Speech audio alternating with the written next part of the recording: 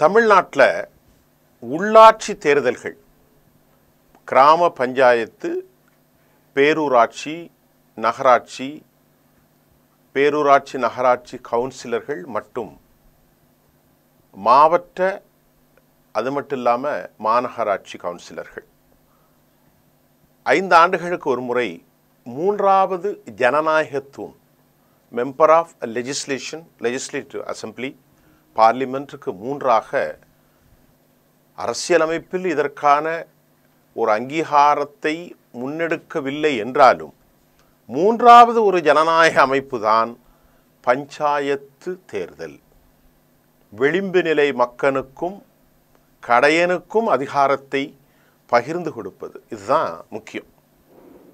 கிராம ஊராட்சி என்பது அரசியல் கட்சிகள் சார்பில் போட்டியிடுவதல்ல.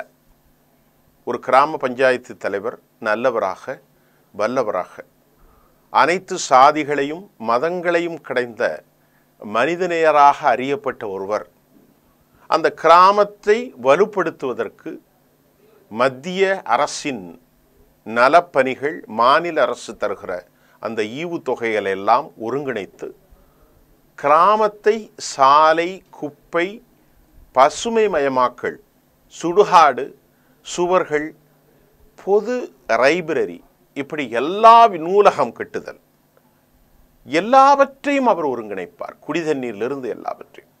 இதுதான் உண்மையான அதிகாரம்.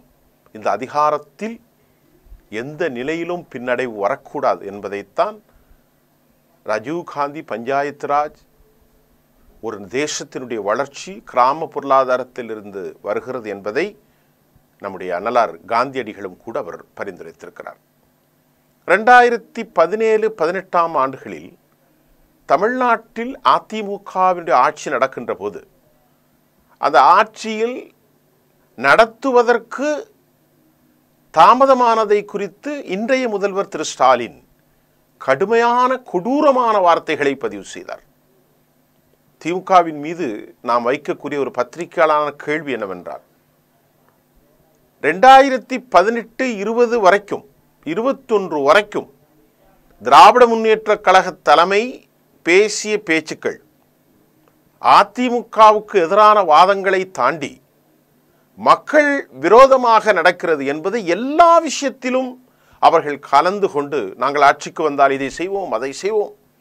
உதாரணத்திற்கு மருத்துவர்கள் போராட்டம், ஆசிரியர்கள், இடைநிலை ஆசிரியர்கள், பகுதி நேர ஆசிரியர்கள், செவிலியர்கள், அரசு அலுவலர்கள், போக்குவரத்து துறை சார்ந்த உறுப்பினர்கள், அதாவது ஊழியர்கள், எல்லாவற்றிலும் கலந்து கொண்டு நான் செய்வேன் இல்லையா? அதாவது பழைய ஓய்வூதிய திட்டம், ஓல்டு பென்ஷன் ஸ்கீமை கொண்டு வருவேன், செவிலியர்களுக்கு இடம், கொரோனாவில் பாதிக்கப்பட்டவர்களுக்கு மருத்துவர்கள் அதிகமாக நியமிக்கப்படுவார்கள், போக்குவரத்து துறைக்கு புதிய பஸ்களை வாங்குவோம்.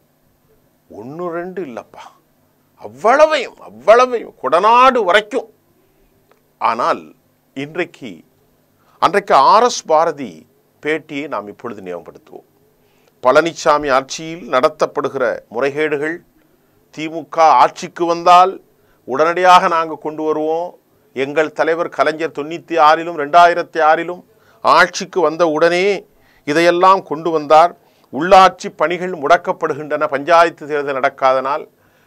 உள்ளாட்சி பணிகளுக்கு தேவையான சாலை போடுதலிருந்து அனைத்து கட்டிங் என்னமோ சொல்லுவார, கரப்ஷன் எல்லாம் சந்து பொந்துகளில் நடக்கிறது அதிமுக மந்திரிகள் தலைமையில் என்றெல்லாம் திமுக உள்ளாட்சிகள் அமைப்புக்கு, பஞ்சாயத்து அமைப்புகளுக்கு அதிகாரத்தை கேட்டு பெரும் வார்த்தைகளை வெளியிட்டாங்க.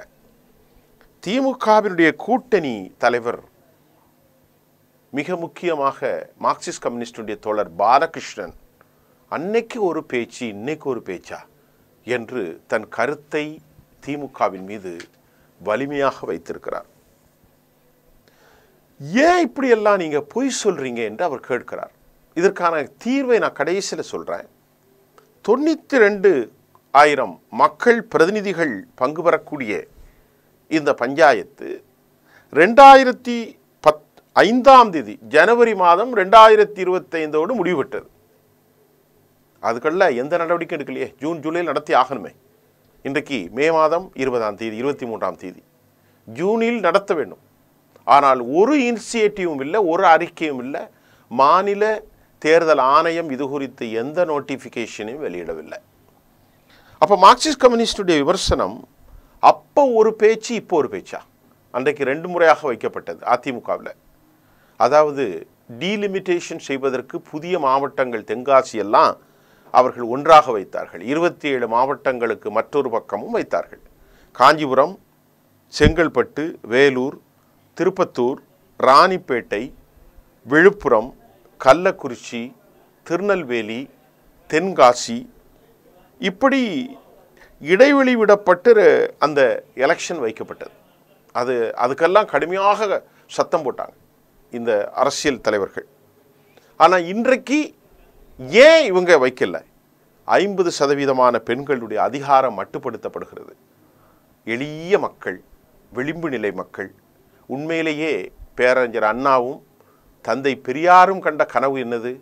விளிம்பு நிலை மக்கள், ஏழைகள், இல்லாதவர்களுக்கு அதிகாரம் கொடுக்கணும்.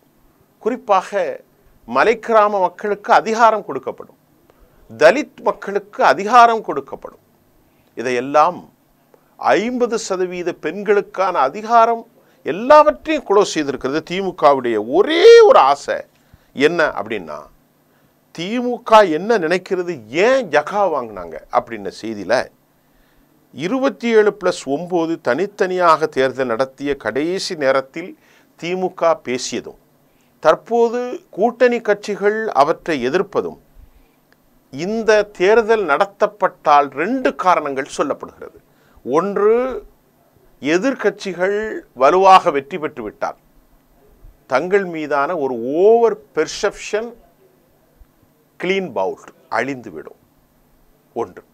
இரண்டாவது, கூட்டணி கட்சிகளில் காங்கிரஸ் கட்சி, விடுதலை சிறுத்தைகள், இடதுசாரிகள் மற்றும் உண்டான கட்சிகள் தங்கள் பங்கீட்டை அதிகரித்து கேட்பதில் முரண்கள் வந்துவிட்டால் அது அதனுடைய consequences to be continued up to 2026 வரைக்கும் எதிரொலித்தால் அங்கே ஒரு விரிசல் ஏற்படும். இந்த 2 காரணத்தால் தான், இந்த சுயநல அரசியலால் தான் பஞ்சாயத்துக்கான அதிகாரம் மட்டுப்படுத்தப்பட்டதாகவும் கூட கருத்துக்களை நாம் பார்க்க முடிகிறது.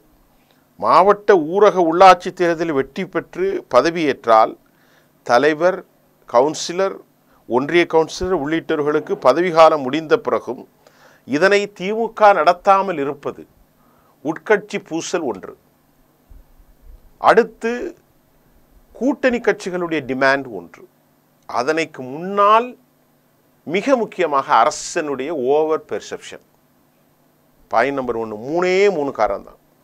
இந்த தேர்தல் நடந்தால் தங்களுக்காக தங்களுடைய லட்சணம் ஏதாவது வெளியே தெரிந்துவிட்டால், மக்கள் வாக்களிக்க மறுத்துவிட்டால் டோட்டலாக டிமாண்ட் பண்ணுவாங்க. யார்? கூட்டணி கட்சிகள்.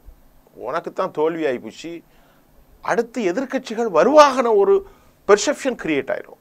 இதுதான் ரொம்ப ரொம்ப முக்கியம். இன்னைக்கு திமுகவின் மீது அந்த அளவுக்கு மக்கள் வெறுப்பாக இருக்கிறார்கள் என்ற பேச்சு வருகிறது. கூட்டணி பலமாக இருக்கிறது, அவர்களுக்கு ஒரு ப்ளஸ் பாயிண்ட். ஆனால் கூட்டணி கட்சிகள் ஊழல் மற்றும் கனிம வள கொள்ளை, டாஸ்மாக் வழக்குகள், வெரி புவர் எக்ஸிக்யூஷன், நிதி ஆதாரங்கள் இல்லாமல் திணறுகிற நிலை, மந்திரிமார்களுடைய வரம்பட்ட பேச்சு, இதெல்லாம் திமுகவுக்கு ரொம்ப ரொம்ப ரொம்ப லெஸ் வேல்யூ. புதிய அரசியல் உருமாற்றம், புதிய கட்சிகள், புதிய கூட்டணிகள், இது ஒன்று. இரண்டாவது, கூட்டணி கட்சிகள் கேட்குற சீட்டை கொடுக்கறதுக்கு முடியாது. அப்படி கொடுக்கலன்னா அவர்களுக்குள் விரிசல் ஏற்படும். இது 2016 எதிரொலித்தரும். இது ரொம்ப முக்கியம். இதுதான் ரொம்ப முக்கியம். அவங்க அதிகமாக டிமாண்ட் வைப்பாங்க. இது ரொம்ப சிக்கலாகிடக்கூடாது. இதுக்காகவும் எலெக்ஷன் அவங்க மட்டுப்படுத்துகிறாங்க. இப்போ கட்சிக்காரங்களுக்குள்ளே டிக்கெட்டை கேட்பாங்க, அது வேலை செய்யாமல் போயிடும். இதையெல்லாம் ஆய்வு செய்கிறாங்க. கட்சிக்காரங்களுக்குள்ளும் நீனா நானான்னு போட்டி வந்து உடசல் ஏற்படும். கூட்டணி கட்சிகள் அதிக இடத்தை கேட்டு அவர்களுக்குள் முரண் வந்துவிடும். ஓவராலாக தமிழ்நாடு 3வது, 1வது, 2வது, 3வது கட்சிக்கான வெகுமதி, கட்சிக்கான அளவீடு என்ன என்பதை மக்கள் தெரிந்து கொண்டால் தங்கள் வெற்றி பெற முடியாது. அதனால் எந்த அளவுக்கு போனாலும் ஜனநாயகத்தை எல்லாம் கவலைப்பட மாட்டார்கள். பஞ்சாயத்து ராஜ், ஏழைகள், விளிம்பு நிலைகள், இவர்களுக்கெல்லாம் வலுவான நிலை அங்கு இல்லை. அதிகாரம் மட்டுப்படுத்தப்பட்டிருக்கிறது. இந்த 92,000க்கும் மேற்பட்ட மக்கள் பிரதிகள் 50% பெண்களுடைய உரிமைகள் இதன் மூலம் பறிக்கப்பட்டிருப்பதாகவே இந்த செய்தியினூடே நாம் அறிந்து கொள்ள முடிகின்றது. நன்றி.